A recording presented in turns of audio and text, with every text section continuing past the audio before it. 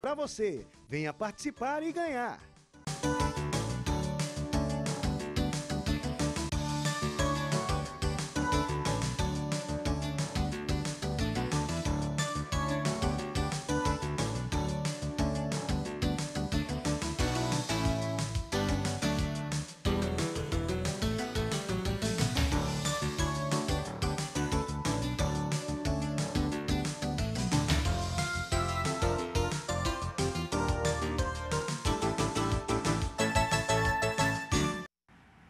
Olá, boa noite. Está no ar o nosso programa Espaço Cidadão, ao vivo pela TV União, a TV do Cidadão. No programa de hoje temos dois convidados, vamos conversar com ambos simultaneamente.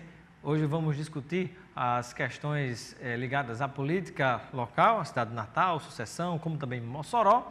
E ainda vamos conversar um pouquinho sobre o Rio Grande do Norte, a situação política e também a situação administrativa. Como é que está o governo hoje de Robson Faria na avaliação dos nossos convidados? E ainda fazer uma avaliação do contexto nacional. Os nossos convidados de hoje do Espaço Cidadão são o jornalista Túlio Lemos e também Bruno Oliveira, cientista político e também marqueteiro que atua nesta área política. Conosco vão abordar esses temas das questões locais e nacionais em relação ao contexto do nosso quadro político, economia e todos esses assuntos que são pauta no dia de hoje. E você que está nos acompanhando já sabe, né? Pode, deve participar, construir conosco esse programa. Muito fácil, muito simples.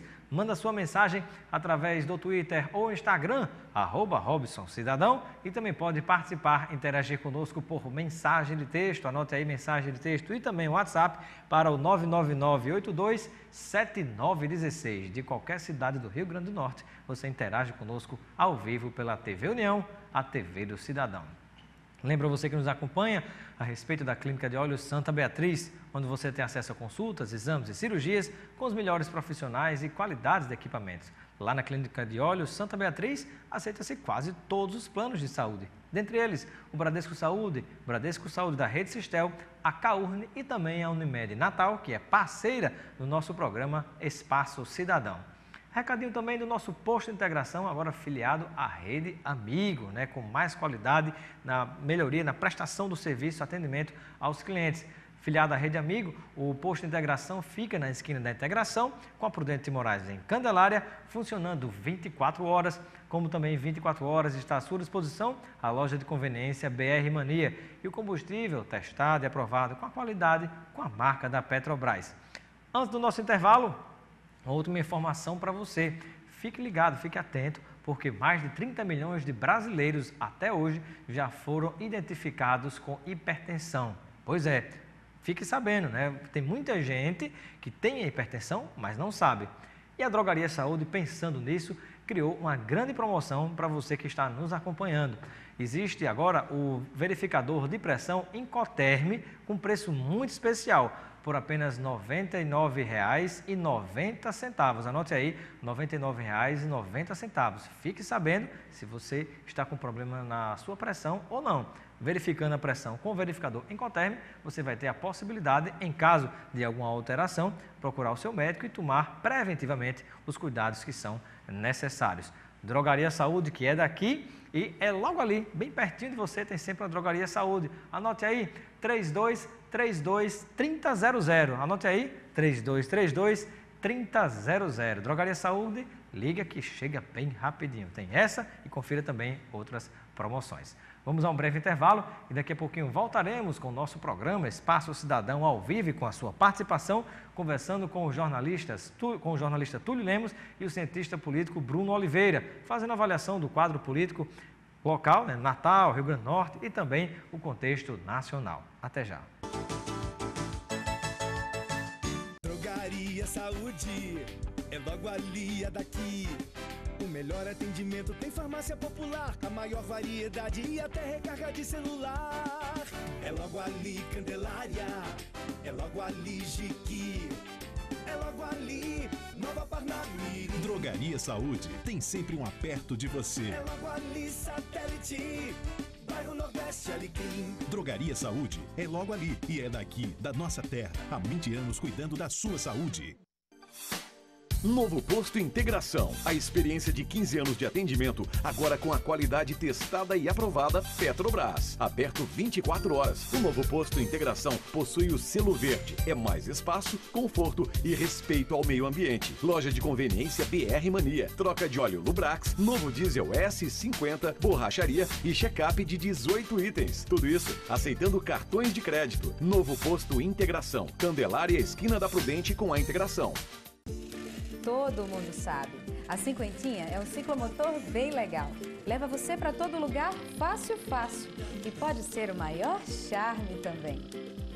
Mas pouca gente sabe que a cinquentinha tem que ser registrada e licenciada no Detran. E a cinquentinha não é coisa de criança e adolescente. Só maior de 18 pode pilotar. Agora, quem anda de cinquentinha tem que andar documentado e equipado, porque é cinquentinha, mas é 100% legal. Especializada em exames diversos a cirurgias de alta complexidade. A Clínica de Olhos Santa Beatriz possui estacionamento privativo, confortáveis instalações, tecnologia de ponta e a melhor equipe médica para cuidar dos seus olhos. Clínica de Olhos Santa Beatriz. Seus olhos como você nunca viu.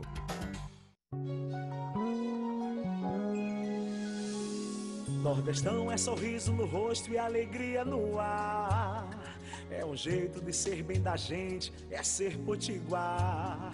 É trabalho e carinho que nasce e cresce forte. Nordestão é amor pelo nosso Rio Grande do Norte. É grande essa terra de muitas riquezas. É grande a história, é tanta beleza. A felicidade tá servida na mesa. Rio Grande do Norte, lindo por natureza. É arte, é cultura, é povo de bom coração. É o valor que a terra da gente tira desse chão.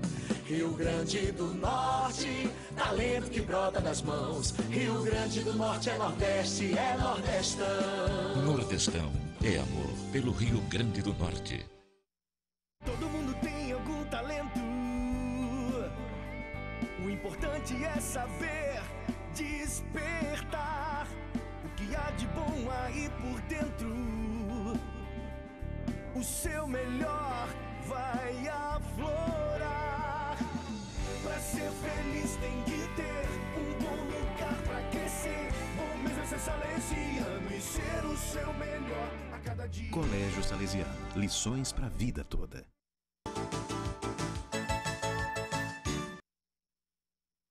De volta com o nosso programa Espaço Cidadão, ao vivo pela TV União, a TV do Cidadão. Ao meu lado está aqui os dois convidados do programa de hoje, o jornalista Túlio Lemos e também o cientista político Bruno Oliveira. Seja bem-vindo, Túlio Lemos, ao nosso programa Espaço Cidadão. Boa noite. Boa noite, obrigado a você mais uma vez pelo convite, Robson. Boa noite ao Bruno, boa noite aos telespectadores. Boa noite, Bruno Oliveira. Seja bem-vindo ao nosso programa Espaço Cidadão. Boa noite, Robson, Túlio. Todo mundo estamos aqui para falar um pouco sobre política, né? Vamos lá. Pois é, política aqui, vai saber como é que está o contexto local, nacional, conversar sobre Natal, Mossoró, falar de Macau também, de algumas outras cidades aqui do nosso Rio Grande do Norte. E você que está nos acompanhando pode interagir conosco nesse programa através do 999827916. Você manda sua mensagem de texto ou mesmo WhatsApp, não vale telefonar. Mensagem de texto ou WhatsApp para o 999827916. Vamos começar com o contexto nacional e eu peço uma avaliação inicial do jornalista Túlio Lemos. Né? Como é que você está vendo essa questão toda, esses problemas ligados à política, né? Uma crise política que nós temos instalada no nosso Brasil, que me parece ser maior, inclusive, do que a própria crise econômica? Elas estão, na minha opinião, elas estão meio que interligadas. É preciso a gente ver um pouco mais para trás que esse problema que ocasionou a Operação Lava Jato estava em curso, já vem há mais de ano essa situação, estava aos poucos tentando corroer a imagem do governo, da credibilidade do governo, mas por conta justamente de que a crise não era uma crise de imagem, uma crise de credibilidade, uma crise de seriedade dentro do governo, mas não existia uma crise administrativa, ou seja, não existia algo que mexesse com o bolso e com a barriga do cidadão. Consequentemente, essa crise que nós não víamos, aliás, que nós só víamos, mas não sentíamos, a população não sentia, essa crise foi ganhando uma dimensão um pouco mais forte. E aí passou a ter um reflexo maior a partir do momento. O governo só deu uma sacudida quando começou a atingir a população. Por quê? Quando mexeu com o bolso e com a barriga, a cabeça funcionou no sentido de reverberar uma insatisfação em relação a tudo aquilo. E a partir daí, todo governo tem maioria no Congresso, todo governo lidera com folga os processos administrativos e na sua relação com o Legislativo, porque essa é a tradição do país e isso vem para os governos estaduais e também para as prefeituras. O que é que acontece hoje na minha avaliação? É que uma crise foi se ligando à outra, mas o que mexeu com a estabilidade do governo foi a crise administrativa, que eu falo administrativa do ponto de vista econômico, na medida em que o país começou a se sacudir por uma crise em que o empresariado teve que demitir, os índices de desemprego aumentando, a oferta, o dinheiro sumindo do mercado, ou seja, mexeu na economia de uma forma geral. Aí o governo já não tinha credibilidade em relação, que havia perdido por conta da Operação Lava Jato, da corrupção, perdeu também a força no Congresso. O que é que mantém a força no Congresso? O Congresso é mantido por convicção? Lógico que não. O Congresso é mantido por cargos, liberação por conveniências de partidárias, políticas. né? Exatamente. Aí, o que é que mexe o Congresso? Quando o governante está bem diante da população, aos olhos da nação, o Congresso fica caladinho. Não há um surgimento de uma insatisfação generalizada. Quando o governante perde esse respaldo popular, aí o Congresso diz, eu estou aqui, né? Tão desmoralizado quanto alguns que estão no próprio governo, mas o Congresso passou a falar, ou seja, passou a mexer com a estabilidade política do governo, passou-se a falar um pouco mais em impeachment, em crise política e tal, mas tudo isso, a dimensão, na minha avaliação, a dimensão que ganhou foi justamente por conta da crise econômica, com reflexo financeiro, com reflexo no emprego, com reflexo diretamente na vida do povo. E essa constatação que eu faço, ela vem também com uma certa tristeza em saber que a população só fica indignada com alguma coisa quando atinge o bolso. Quando atinge o bolso. Foram os 20 centavos, né? Foram os 20 centavos, alguma coisa, algum aumento, alguma coisa. Agora a inflação. A inflação mexeu. Está levando o povo na rua. Está levando o povo à rua. Apesar da indignação também com a questão da corrupção, né? Mas essa indignação, ela é estática, né? No máximo você vira militante de teclado. No máximo bota ali alguma coisa nas redes sociais, mas dentro de casa, de preferência no seu quarto, no ar-condicionado, no escritório. Mas a rua só vai à rua quando mexe de uma forma mais ostensiva, né? E aí é o que o governo está sentindo. Um governo popular, né, que vem aí há 12 anos tendo números positivos a mostrar, mas que infelizmente chegou no momento, no início de uma nova gestão, tendo que conviver com essa instabilidade. Bruno Oliveira, cientista político, é um governo popular sem o apoio do povo, ou de parte do povo? Tem que contextualizar também, eu concordo com o Túlio. Agora, se a onda começou, na verdade, eu acho que com os 20 centavos, né? De 2013, aquela onda de protestos... Recados importantes foram dados, mas na prática não se efetivou mudanças como o povo desejou. Mas se você analisar, os índices de aprovação do governo Dilma em 2013, antes dos protestos, eram altíssimos. Era um governo bem avaliado.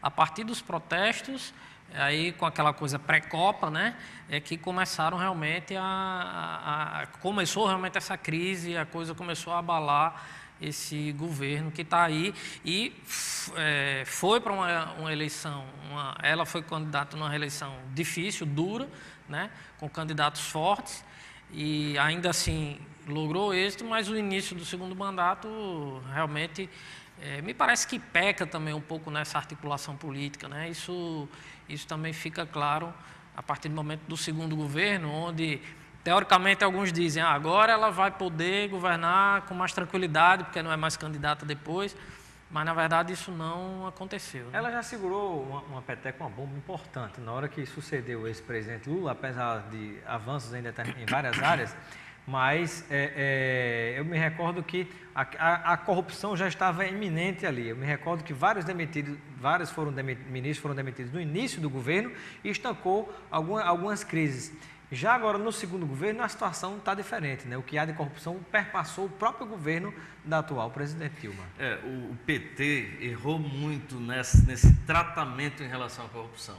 Abriu para que as investigações pudessem acontecer, não é mérito puramente do partido, nem do governo, porque muitas dessas investigações não foram originadas administrativamente, a maioria não foi justamente por conta da ação do Ministério Público, que provocou também a Polícia Federal, né? Mas o fato é que o partido, enquanto governo, na minha avaliação, errou muito no tratamento daquelas figuras que estavam carimbadas com a corrupção. Endeusando alguns presos, inclusive, Zé Disseu e tantos outros.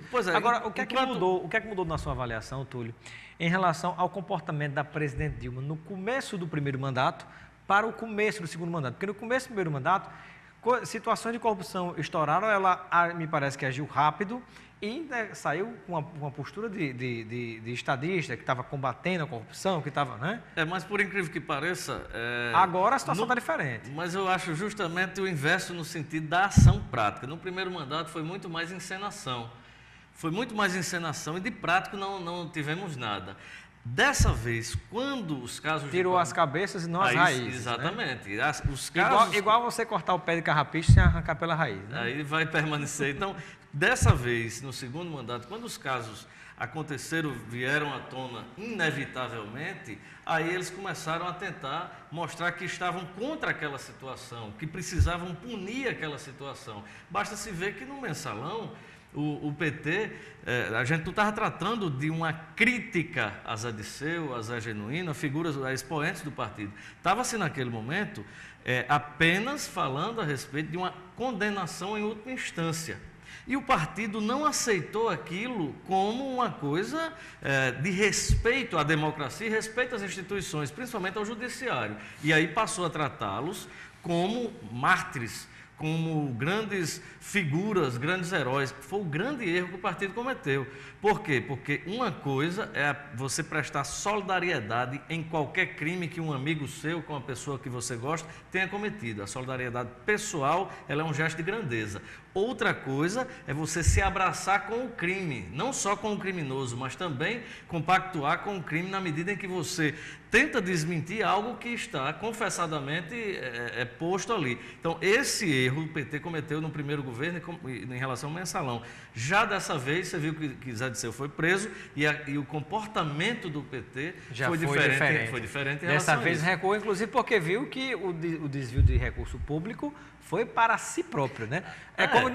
Desviou para o partido, está tudo bem. E mais ainda... Agora, quando perceberam que desviou para ele mesmo, a família, comprando apartamento, aí a coisa mudou de Não, e o pior nessa situação aí é que eu acho que alguns militantes que deram dinheiro para pagar a multa, né, imposta pela justiça, ficaram com cara de bobo, de trouxa, né? E o cara ganhou 39 milhões de reais de propina e eu fui lá, dei meu dinheirinho para pagar uma multa de 700 mil reais. Quer dizer, então, ficou uma coisa, a máscara caiu realmente e aí ficou muito difícil. A máscara do herói para alguns militantes, né? Bruno Oliveira, eu gostaria que você compartilhasse conosco, né, qual tem sido, na sua avaliação, a diferença, né, desse comportamento da presidente Dilma, do ponto de vista da postura política, do começo do primeiro governo para o começo desse segundo governo? Eu acredito que, assim, o mais lógico que, assim, inevitavelmente existia essa necessidade, né, de ajustes na economia. Eu acho que esse foi o primeiro, digamos assim, choque que a presidente deu nesse segundo mandato. É como se as coisas estivessem represadas, esperando ela tomar posse no segundo mandato, e aí sim ela precisou agir, inclusive dentro das coisas ruins e reconhecendo que estava errado. E né? dentro da própria militância do PT, existe internamente algumas críticas fortíssimas a essa chamada guinada à direita, né?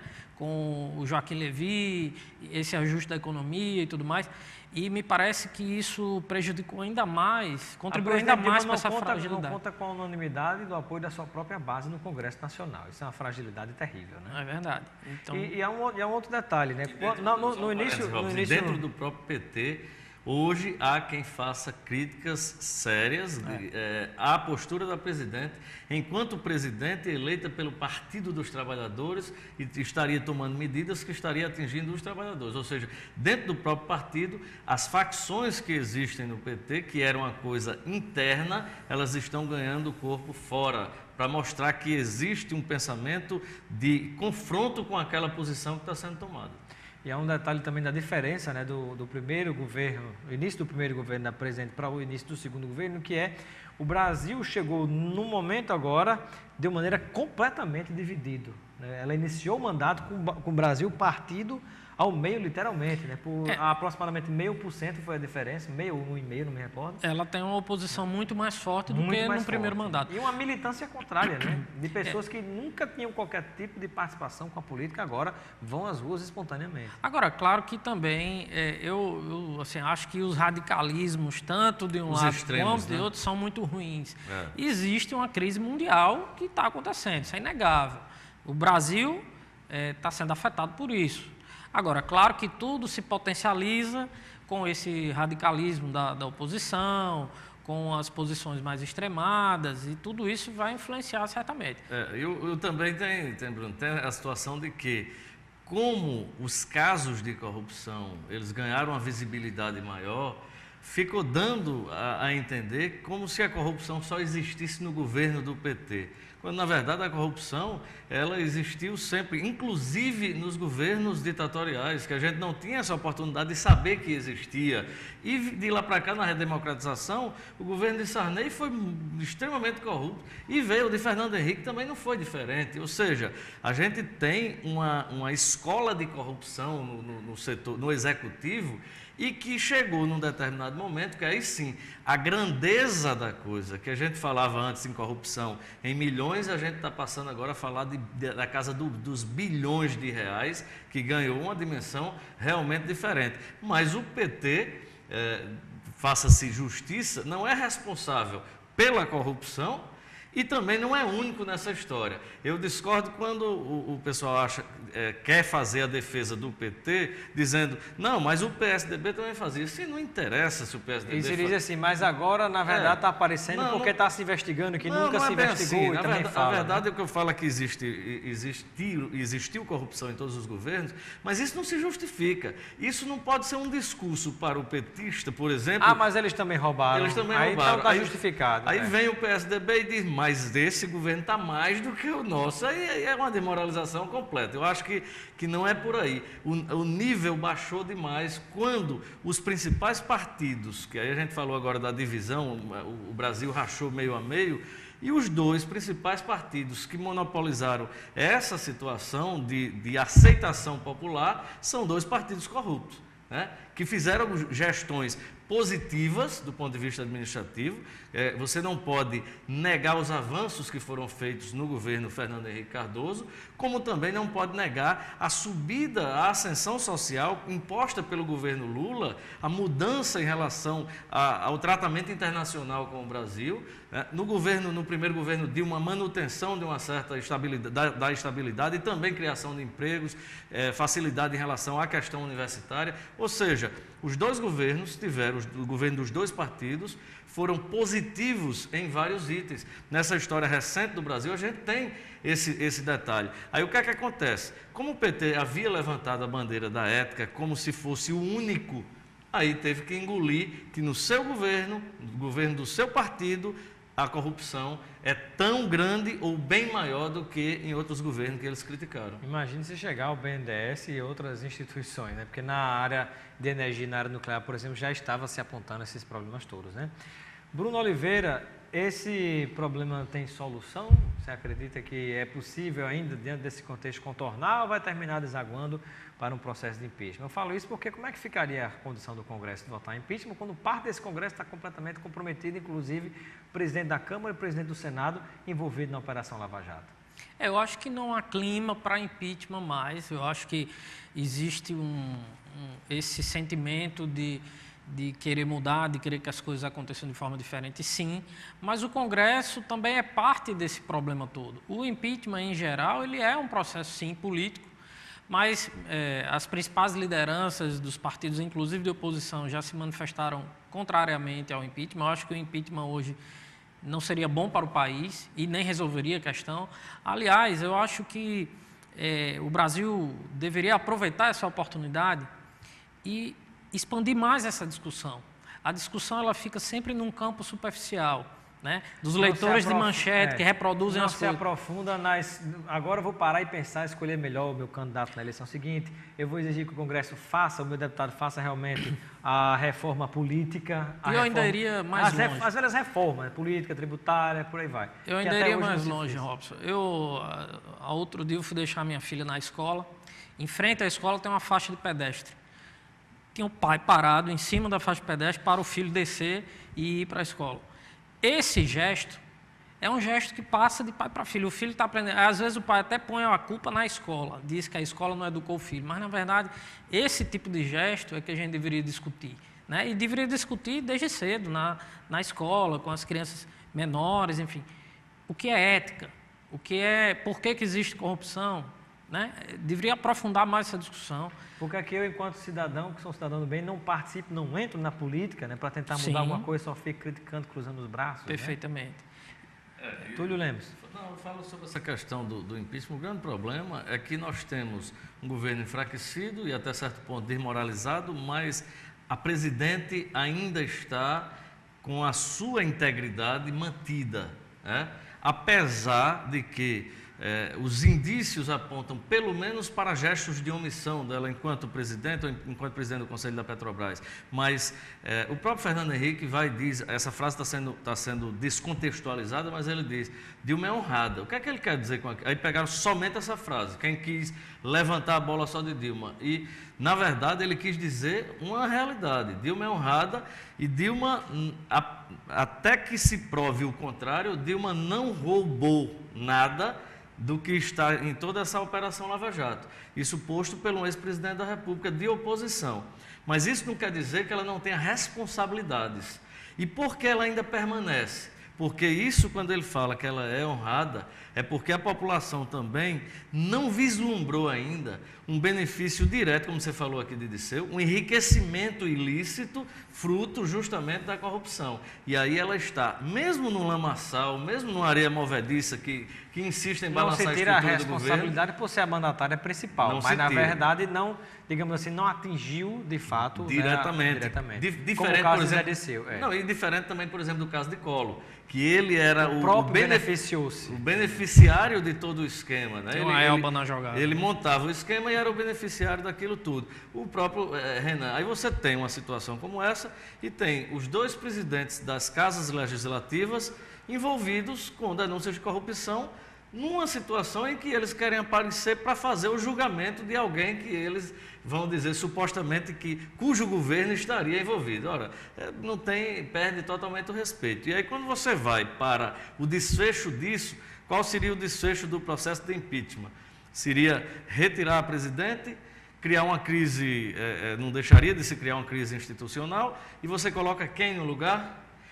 O dirigente do partido que mais consome corrupção através dos cargos públicos. Historicamente, o PMDB só indica... E que ganhando ou perdendo sempre foi governo. Nunca deixou de... Só foi em oposição Natal, na ditadura. Em Mossoró, no Rio Grande do Norte e no Brasil. Então, quando você começa a pensar racionalmente, aí você diz, tudo bem, você vai retirar. E aí vai colocar quem? E quando você perguntou aí sobre essa questão do que fazer, se muda alguma coisa, Aécio Neves, a principal liderança de oposição, pelo menos a que foi votada, disse na entrevista à Veja dessa semana que não estava pronto para conversar com o presidente, porque quando ele perdeu a eleição, ele ligou para o presidente e a presidente não disse isso em lugar nenhum, que ele tinha ligado. É uma coisa muito pequena, muito miúda. Ele não estaria pronto agora para conversar porque não confia na seriedade do governo.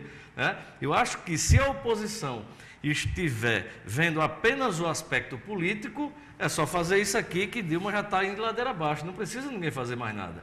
Se a oposição quer dar um gesto de grandeza e tentar pensar no país, independentemente da manutenção ou não do mandato de Dilma, tem que estender as mãos para tentar ajudar, independentemente da sigla.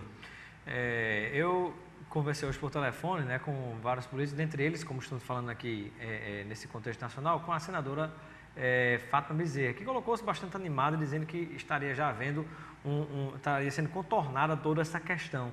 Você tem essa visão também ou você acha que é muito difícil, Bruno? Eu acho que a situação é difícil, mas eu acho que nós já passamos por um terremoto mais forte. Passamos por um momento pior. Um momento pior. Eu acho que hoje as coisas já caminham. Tudo bem que a gente está num momento de recesso, as coisas dão uma esfriada. É preciso que se veja qual vai ser a postura do Eduardo Cunha agora na volta do recesso, para que a gente possa ter uma visão mais certa do que vai acontecer. Mas eu acredito que as coisas tendem a caminhar. Assim, é claro que Dilma vai ainda sofrer bastante nos próximos meses, talvez até anos, vai ter que se segurar bastante, porque... Chegou uma pergunta nesse contexto agora, Bruno, Sim. que é do Alexandre Arruda de Capim Macio, que está nos acompanhando agora. Um abraço, amigo de Capim Macio. Ele diz, diante do calote eleitoral e conhecimento e responsabilidade dos fatos do Mensalão e Lava Jato, ainda existe capacidade política e moral para Dilma e o PT conduzir o Brasil?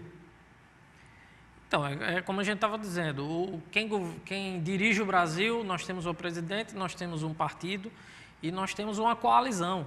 E essa coalizão... Não se pode esquecer a responsabilidade dos outros partidos também envolvidos na corrupção, principalmente o PMDB, o PP e tantos outros, né? Exatamente. Então, essa coalizão é quem governa o Brasil hoje. O que está havendo, na verdade, entrando nessa questão aí, o que está havendo é que houve um calote eleitoral, está claro que sim.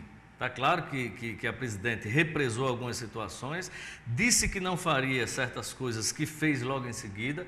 Agora, as pessoas precisam entender que nós estamos numa democracia. E a democracia, ela impõe certas situações. Não é o calote eleitoral, não é o desarranjo administrativo ou financeiro de um governo que impõe o afastamento. O afastamento ele só é possível, seja numa prefeitura, no governo ou na presidência da República, quando há claramente o cometimento do crime de responsabilidade pela presidente da República.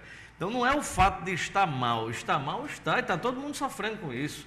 Mas isso não é, infelizmente, isso não é, quando acontece no parlamentarismo, não. Você faz aquela mudança, dissolve o Congresso, muda o primeiro-ministro, aquela coisa toda. Estamos no presidencialismo e o mandato, ele, seja bom ou seja ruim, ele vai até o fim, a não ser que haja o cometimento de crime de responsabilidade. E aí as pessoas estão pegando o fato do desastre administrativo, a crise, a inflação, a subida do dólar, né, a crise de corrupção que corrói a imagem, juntando tudo isso... ministérios, mas até agora não diminuiu nada, né? Não um exemplo de correção com dinheiro juntando público. Tudo isso, mesmo assim, não é suficiente para o afastamento de um presidente. E aí tem isso, o governo está a passos lentos para tomar posição. É preciso que tenha coragem de deixar de fazer só a encenação e dar exemplos concretos, como esses aí. Você está falando a respeito do gasto público e o governo continua com 40 ministérios sem sinalizar nenhum tipo de redução. Aí sim a população vai perdendo cada vez mais o crédito numa eventual mudança. Deveria aproveitar esse momento de crise para dar um exemplo, dizer, não, apesar de tudo, entre mortos e feridos, eu vou aqui tomar uma atitude positiva, fazer a minha parte, né? E não se faz, é impressionante. Estamos conversando no nosso Espaço Cidadão desta noite com o jornalista Túlio Lemos e o cientista político Bruno Oliveira, analisando o quadro político econômico no contexto nacional. E no próximo bloco vamos conversar a respeito do contexto local, falar do Rio Grande do Norte, governo do estado, conversar um pouquinho sobre Mossoró, falar sobre a situação da sucessão eleitoral na cidade do Natal, quem sabe falar lá de Macau também, né, jornalista Túlio Lemos. Está aqui no nosso programa. E você que está nos acompanhando pode participar, já tem pergunta chegando aqui mais para o segundo momento. Então manda a sua pergunta para o 999827916. Pode ser mensagem de texto ou mesmo pelo WhatsApp. Até daqui a pouco.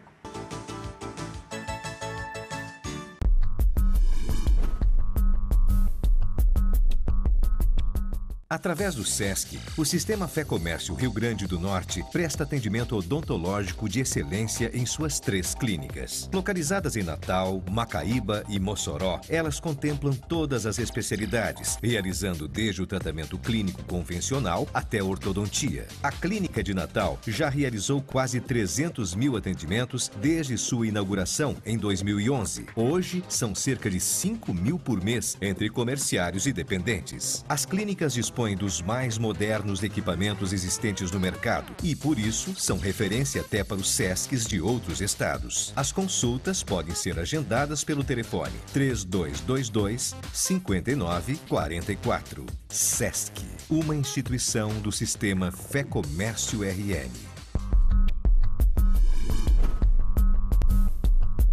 Drogaria Saúde é logo ali, é daqui. O melhor atendimento tem farmácia popular, a maior variedade e até recarga de celular. É logo ali, Candelária, é logo ali, Jiqui, é logo ali, Nova Parnamirim. Drogaria Saúde tem sempre um aperto de você. É logo ali, Satélite, bairro Nordeste, Alecrim. Drogaria Saúde é logo ali e é daqui, da nossa terra. Há 20 anos cuidando da sua saúde. Novo Posto Integração. A experiência de 15 anos de atendimento, agora com a qualidade testada e aprovada Petrobras. Aberto 24 horas. O Novo Posto Integração possui o selo verde. É mais espaço, conforto e respeito ao meio ambiente. Loja de conveniência BR Mania. Troca de óleo Lubrax, novo diesel S50, borracharia e check-up de 18 itens. Tudo isso aceitando cartões de crédito. Novo Posto Integração. Candelária, esquina da Prudente com a Integração. Todo mundo sabe. A cinquentinha é um ciclomotor bem legal. Leva você para todo lugar fácil, fácil. E pode ser o maior charme também. Mas pouca gente sabe que a cinquentinha tem que ser registrada e licenciada no Detran. E a cinquentinha não é coisa de criança e adolescente. Só maior de 18 pode pilotar. Agora, quem anda de cinquentinha tem que andar documentado e equipado. Porque é cinquentinha, mas é 100% legal. Nordestão é sorriso no rosto e alegria no ar. É um jeito de ser bem da gente, é ser potiguar. É trabalho e carinho que nasce e cresce forte. Nordestão é amor pelo nosso Rio Grande do Norte. É grande essa terra de muitas riquezas. É grande a história, é tanta beleza. A felicidade tá servida na mesa. Rio Grande do Norte, lindo por natureza. É arte, é cultura, é povo de bom coração. É o valor que a terra da gente tira desse chão. Rio Grande do Norte, talento que brota das mãos. Rio Grande do Norte é Nordeste, é Nordestão. Nordestão é amor pelo Rio Grande do Norte. Especializada em exames diversos a cirurgias de alta complexidade. A Clínica de Olhos Santa Beatriz possui estacionamento privativo, confortáveis instalações, tecnologia de ponta e a melhor equipe médica para cuidar dos seus olhos. Clínica de Olhos Santa Beatriz. Seus olhos como você nunca viu. Todo mundo tem algum talento. O importante é saber despertar o que há de bom aí por dentro. O seu melhor vai aflorar. Pra ser feliz tem que ter um bom lugar pra crescer. Ou mesmo ser salesiano e ser o seu melhor a cada dia. Colégio Salesiano. Lições pra vida toda. De volta com o nosso programa Espaço Cidadão, ao vivo pela TV União, a TV do Cidadão. Conversando com o jornalista Túlio Lemos e o cientista político Bruno Oliveira, meu colega de trabalho.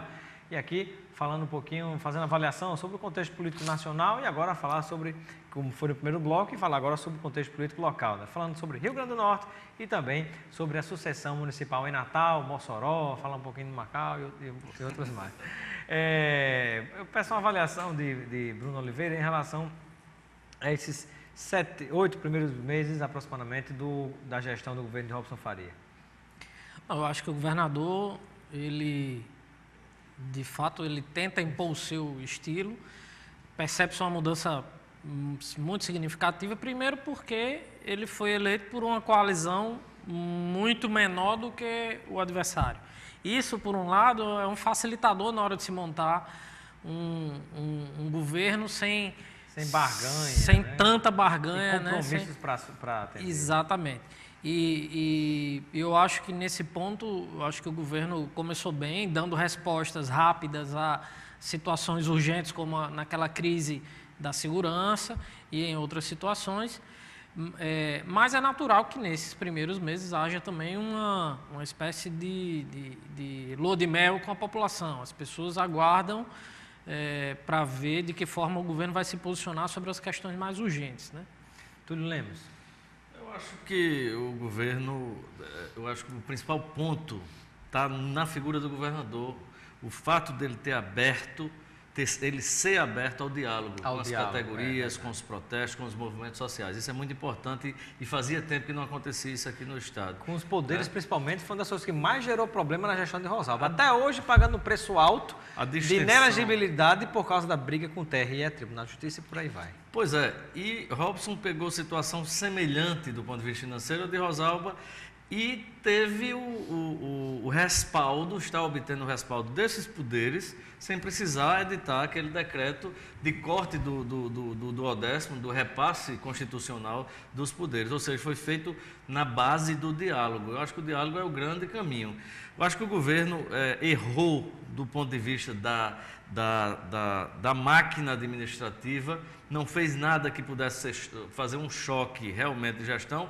Não falo nem na questão de você enxugar, de fazer aquela coisa de extinguir várias... Não tem muito o que fazer, mas eu digo pelo menos um pouco. Aí fez pior no sentido político até, porque foi eleito sem nenhum tipo de comprometimento, estava com a máquina livre para colocar as pessoas capacitadas nos referidos cargos, não fez por absoluta omissão e incompetência, inexperiência político-administrativa, porque talvez não estivesse pronto para chegar ao poder, e de repente viu que o segundo escalão do governo, ele é todo formado, a maior parte formado por adversários. Gente que tentou fazer com que ele não estivesse ali. O povo dele está fora. Não digo o povo dele no sentido de fazer apenas uma troca, mas ele tinha a capacidade e a liberdade de ocupar nos cargos de primeiro, de segundo escalões, gente com capacidade que tivesse algum tipo de afinidade com ele. Não fez. Passaram-se 7 meses, esses cargos foram mantidos, gente adversária que está lá dentro... Ainda está lá. E que vai fomentar mais cedo ou mais tarde um desgaste interno. Essas pessoas já estão apadrinhadas ou pelo secretário ou por algum político que aderiu ao governo, que não faltou isso. Então, nesse aspecto, o governo errou. Deu respostas rápidas em relação à questão da segurança, precisa ir um pouco mais. O fato é que o governo poderia estar um pouco mais acelerado, mas se dá o crédito diante da situação financeira que o Estado se encontra. Chegou uma pergunta para você, Túlio Lemos, agora. Parece que eu estava adivinhando de puxar assunto de Macau, mas a pergunta aqui é do Ricardinho Patrício, de Alexandria. Túlio será candidato a prefeito de Macau ou a oposição vai se unir em nome de Odete Lopes? Olha, invertendo assim, agora respondendo. Olha, eu não sei, eu sou macauense, nasci e me criei na cidade de Macau, tenho muita preocupação, fiquei fazendo esse tempo todo de jornalismo aqui, mas sempre vinculado às coisas da minha cidade, é uma cidade rica, uma cidade com potencial, e que infelizmente só é vista no aspecto negativo.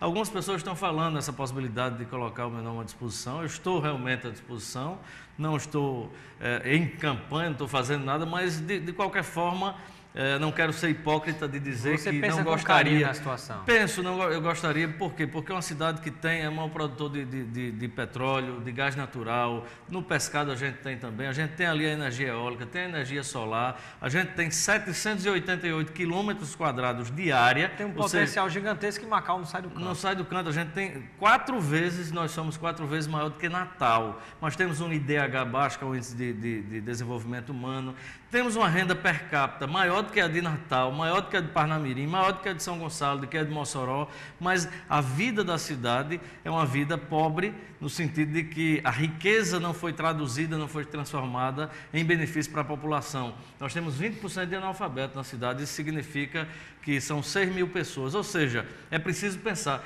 que seja Túlio, que seja um outro nome, eu estou pronto para ajudar a mudar a realidade política e administrativa de Macau. Participação aqui da Zenaide Ferreira, que nos acompanha em Lagoa Nova, Natal. Ela pergunta a opinião dos convidados, eu inicio com o Bruno, sobre o quadro político da cidade de Mossoró. Bom, eu acho que no caso específico de Mossoró, o prefeito passa por um momento não muito confortável, né, na sua situação.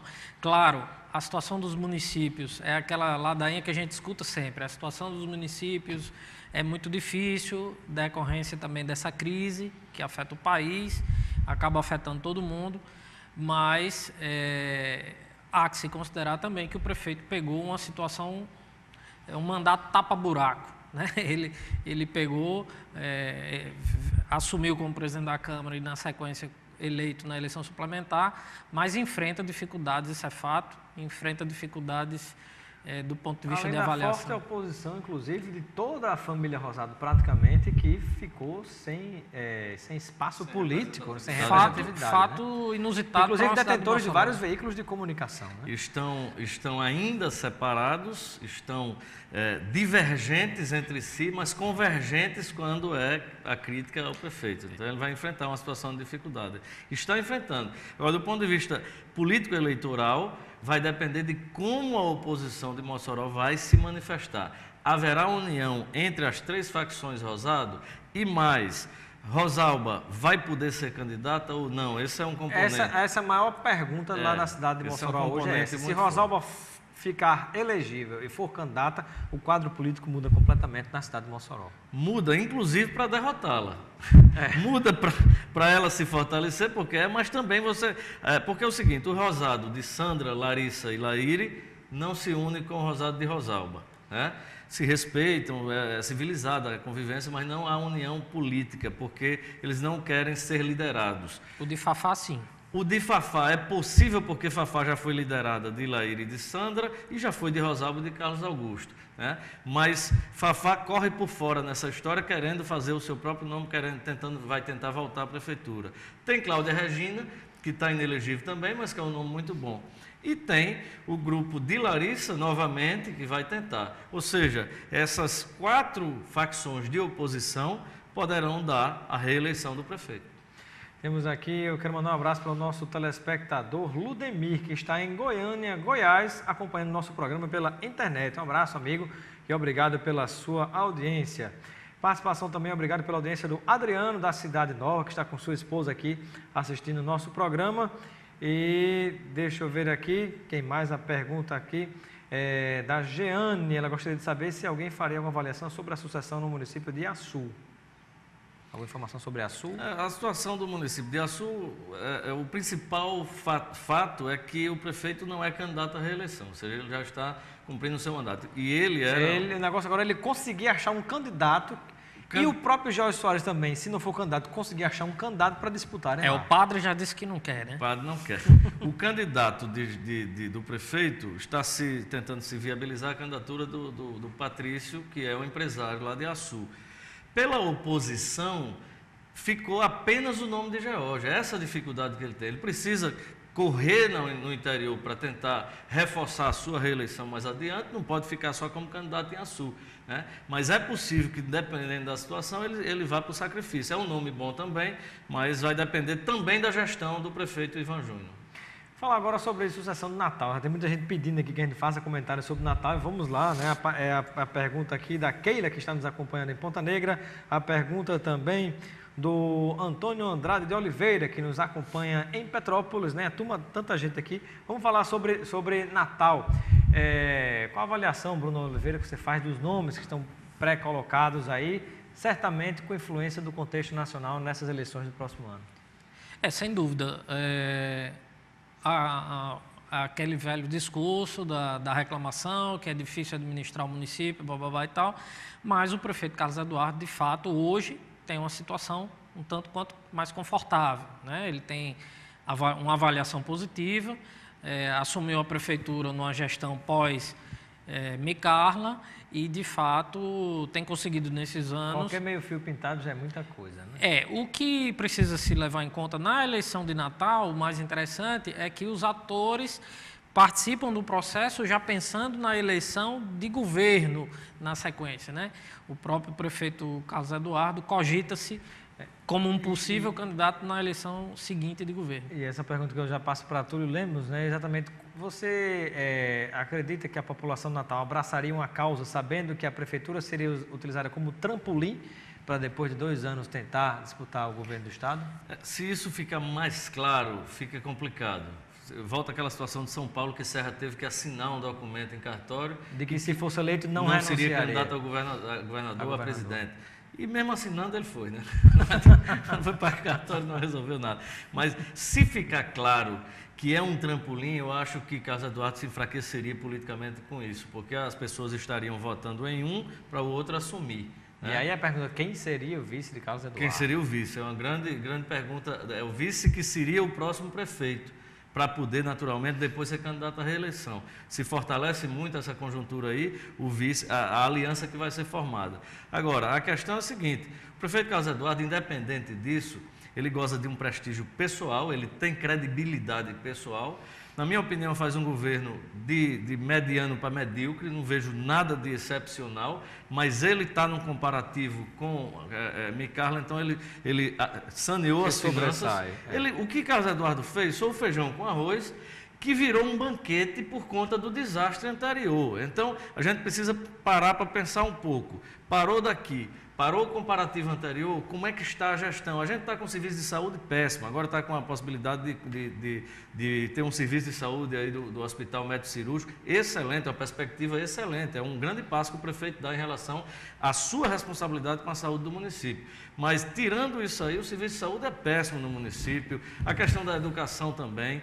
A questão da infraestrutura da cidade é uma lástima, é porque a gente só vê mais aqui. A gente vê aqui, nesses corredores principais, onde é bacana, a cidade é muito bonita. Mas quando você se afasta um pouco, vai um pouco para a periferia, é uma lástima. Então, é preciso ele dar uma sacudida. E como sacudir num momento de crise? Mas, mesmo assim, ele continua favorito. Por quê? Porque os seus adversários ainda não encontraram um discurso consistente para bater justamente nessa lacuna que falta. O possível candidato Fernando Mineiro, já respaldado pelo partido, pelo PT, você acredita que ele, pela pessoa que sem estar envolvido com nenhum escândalo de corrupção, ele consegue escapar ileso dessa eleição? Ele disputa com grande distância a prefeitura de Natal? Semelhante à situação de Fátima Bezerra, com todo o escândalo nacional, descolou-se o que era problema nacional do problema do contexto local, da candidata, ou você acha que isso não vai acontecer com o candidato Mineiro, ele vai pagar o preço por ser do PT? Não, eu acho que o fato local ele é mais importante numa eleição municipal como essa. Se já é na eleição estadual, imagine na municipal. Então, os fatores que levam ao eleitor decidir o voto, eles são inúmeros, inclusive o fato dele ser do PT ou não ser. E isso vai ter influência com certeza. De fato, ele já perde uma banda. Daqueles que não votam de jeito nenhum no os antipetistas. Mas acho que os atributos dele serão, claro que naturalmente, mais trabalhados quando se aproximar a campanha. E aí a população vai julgar, levando em conta a pessoa e o possível gestor da cidade, né? Na eleição de 2012, houve um fato interessante. As candidaturas postas, as principais, pelo menos, não eram candidaturas que empolgavam, essa é que é a realidade.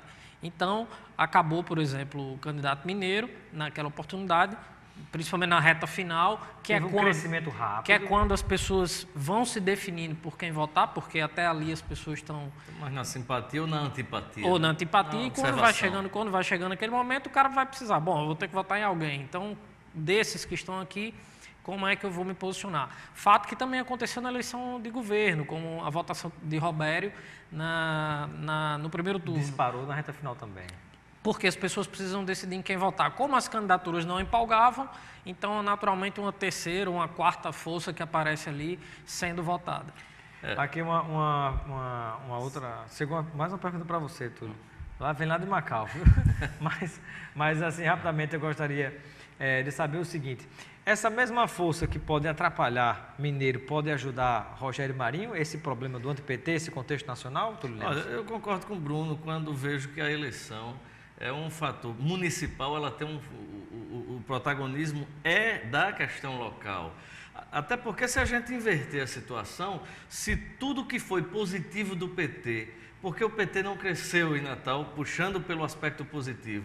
O negativo vai ser suficiente para afundá-lo? A gente tem aqui figuras que estão, no caso de Mineiro, Mineiro tem uma posição absolutamente de um nome limpo e é considerado um sujeito conceituado como um sujeito preparado e conhece a cidade.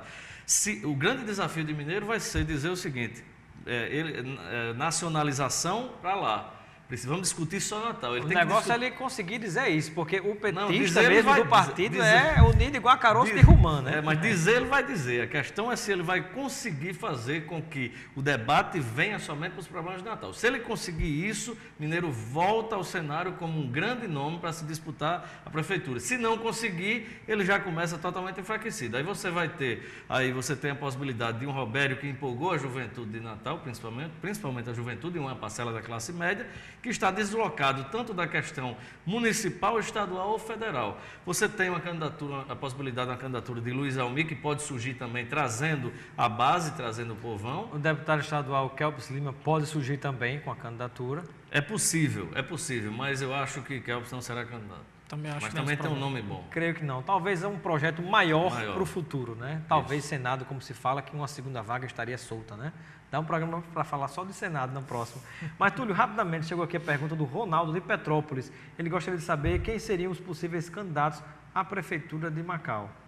Você seria um nome possível, como você reconheceu, mas vai avaliar. E quem seriam os outros lá? Olha, os nomes que se falam hoje como possíveis ou postulantes à candidatura de prefeito são do ex-prefeito Zé Antônio Menezes, da ex-vereadora Odete Lopes, do médico Eduardo Lemos, que já foi candidato também, que é do PSB, do Coronel Fernandes, que foi candidato agora a deputado estadual, teve uma votação expressiva lá, isso pelo lado da oposição, né? E tem também o Rodrigo Aladim, que é um empresário, também está surgindo como candidato da oposição. Pelo lado do governo tem a reeleição do prefeito Caginaldo Pinto. Aqui um abraço para o Marcelo Francisco Nascimento, né, lá de Neópolis. Obrigado, Marcelo, pela sua participação e audiência aqui no nosso programa. Aqui o Jorge Botelho, professor Jorge Botelho, parabeniza aqui ao programa de hoje e também aos convidados. Deixa eu ver aqui. Maria Cleide, que está nos acompanhando em Neópolis também, está parabenizando o programa. Obrigado, Maria Cleide, e os amigos de Neópolis que nos acompanham. Para finalizar, Bruno Oliveira, algum comentário em relação ainda sobre a cidade do Natal, sobre essa sucessão que nós deveremos ter no próximo ano? Não, só dizer que eu acho que o jogo ainda está embolado, é difícil fazer prognóstico. Você pode dizer que alguém está vitorioso agora? De forma nenhuma. Vamos ter que aguardar os acontecimentos, inclusive esse processo da questão da reforma política que está para ser votado no Congresso, e isso também vai ter influência na eleição. Então, é compasso de espera. Agora, o que seria interessante é que as pessoas procurassem entender, procurassem se inteirar mais sobre a política e não só da miudeza das coisas, né? Procurar se aprofundar, discutir mais. Não só a política partidária, mas como o ato político em si, né? A vivência política do cidadão. Isso é que é o importante. Jornalista Túlio Lemos, o seu comentário final em relação à sucessão de Natal. A questão que a gente não pode esquecer também, que tem uma grande eleitora em Natal, que é a Vilma Maria de Faria. Se for candidata ou se resolver apoiar alguém que não seja Carlos Eduardo, a situação é um componente novo.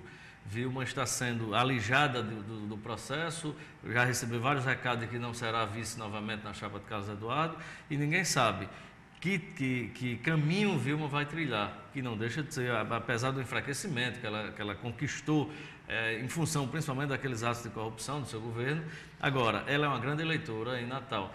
E um eleitor, não para se eleger, mas quando ele se junta para derrotar, ele se torna mais forte ainda. E ela tem se mexido bastante, né? É verdade. Túlio Lemos, obrigado pela sua participação no nosso Espaço Cidadão, seja sempre bem-vindo. Obrigado a você, Robson, mais uma vez, obrigado pela companhia, Bruno, obrigado aos telespectadores pela companhia também, obrigado a Vilma e a Manel pelo carinho de sempre. Obrigado, Bruno, pela sua participação. Obrigado, agradeço o Robson, Túlio, estamos sempre às ordens. Ficamos por aqui com o Espaço Cidadão desta noite. Conversamos sobre o contexto nacional, Rio Grande do Norte, falamos de Açu, Mossoró, Natal, até Macau nós falamos também, né, Túlio Lemos? Ficamos por aqui com o nosso programa Espaço Cidadão desta noite. Muito obrigado pela sua audiência e participação. E segunda-feira estaremos de volta ao vivo e com a sua participação. Até lá.